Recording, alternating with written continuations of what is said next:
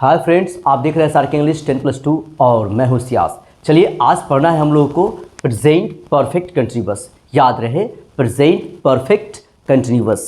तो present perfect continuous का आखिर सिंबल क्या होगा, इस टेंस का पहचान क्या होगा। मैंने अभी तक जो भी आपको टेंस पढ़ाया है सबका सिंबल बताया है कि हाँ ता है, ती है, ते हैं, रहेगा तो वो सिंपल प्रेजेंट होगा।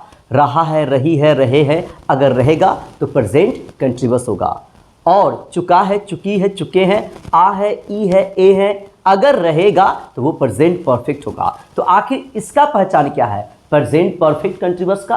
तो इसका सिंबल है टाइम प्लस वर्ब प्लस रहा है, रही है, रहे हैं। तो अब आप सोच रहे होंगे कि रहा है, रही है, रहे हैं, ये तो प्रेजेंट कंटिन्यूअस में ही मैंने बताया था।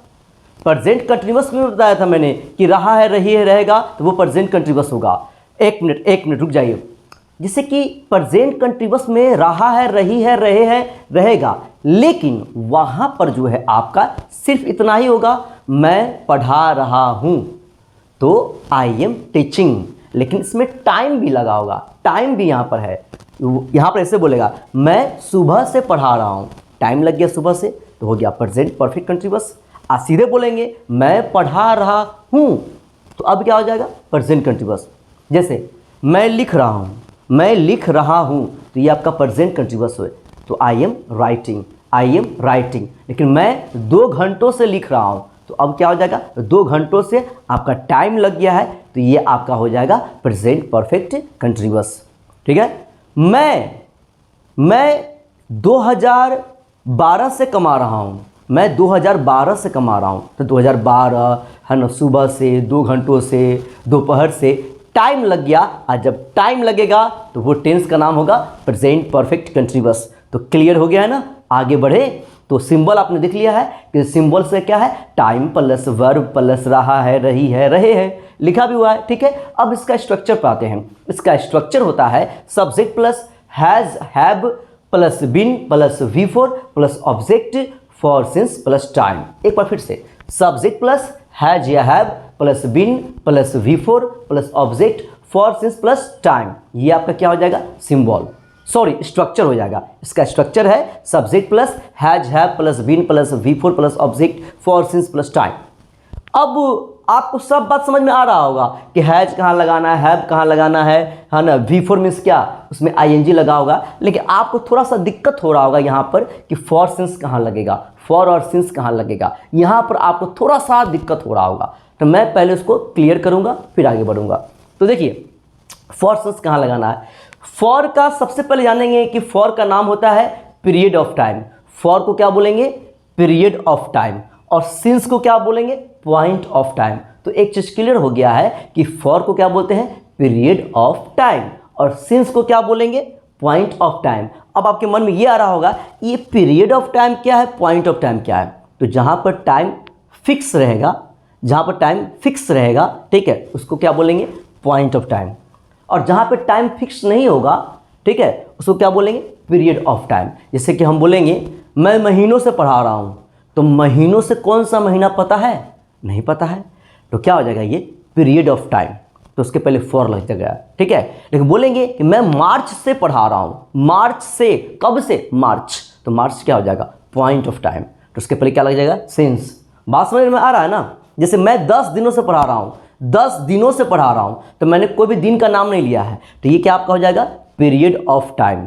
तो फॉर 10 डेज हो जाएगा। ठीक। लेकिन बोलेंगे मैं मंडे से पढ़ा रहा हूं, तो कौन सा दिन, मंडे, तो फॉर मंडे के सिंस मंडे, तो सिंस मंडे, क्योंकि मंडे क्या है पॉइंट ऑफ टाइम है, जनवरी क्या है पॉइंट ऑफ टाइम है, 6 बजे से मैं पढ़ा रहा हूं, ये क्या है पॉइंट ऑफ टाइम है। चलिए थोड़ा सा समझते हैं और बढ़िया समझते हैं, इसमें मजा आ जाएगा आपको। चलिए तो फॉर और सिंस, ठीक है, period of time, point of time.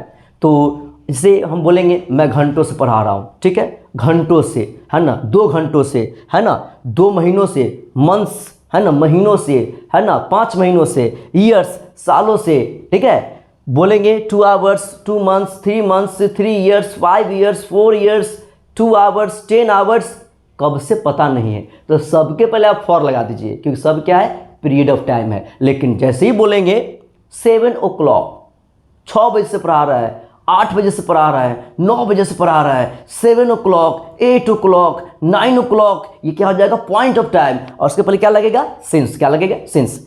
मैंने बोला मंथ्स, अब बोलेंगे मार्च से पढ़ा रहे हैं, जून से पढ़ा रहे हैं, जुलाई से पढ़ा रहे हैं, अब क्या लग जाएगा? सिंस, क्योंकि महीना का आपने नाम बोल दिया है।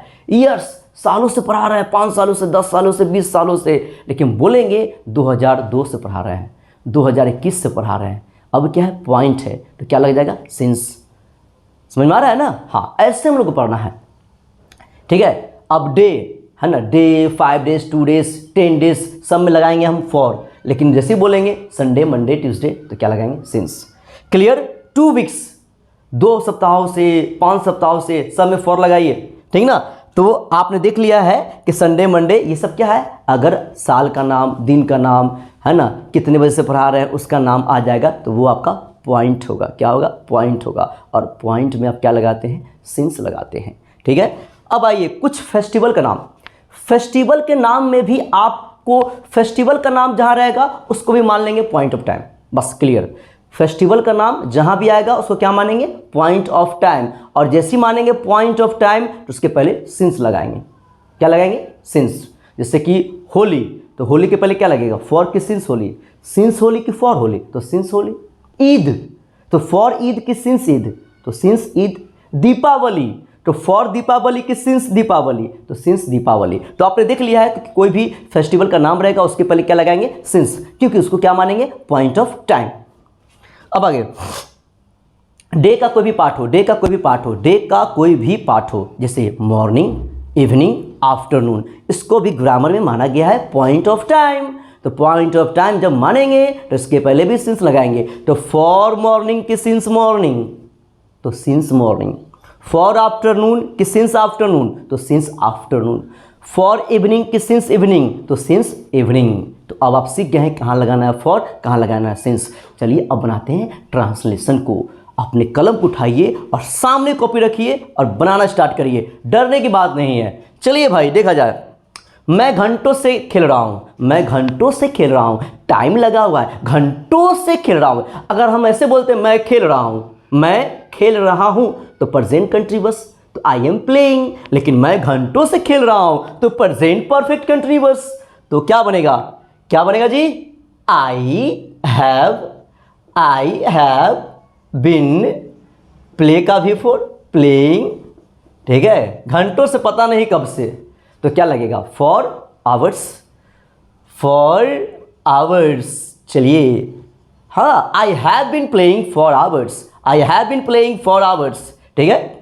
मैं 6 बजे से खेल रहा हूँ। अब पता चल गया कि अच्छा 6 बजे से खेल रहा है लड़का, ये लड़का 6 बजे से खेल रहा है। मैंने देखा इसको 6 बजे टाइम देखा था और उस घड़ी खेलना स्टार्ट किया था ये लड़का, ठीक है। तो 6 बजे से खेल रहा है ना। तो क्या हो जाएगा? आई हैव बिन प्लेइंग, ठीक है, 6 बजे से, तो पॉइंट हो जाएगा, तो सिंस लगेगा। तो क्या हो जाएगा? I have been playing since 6 o'clock, since o'clock।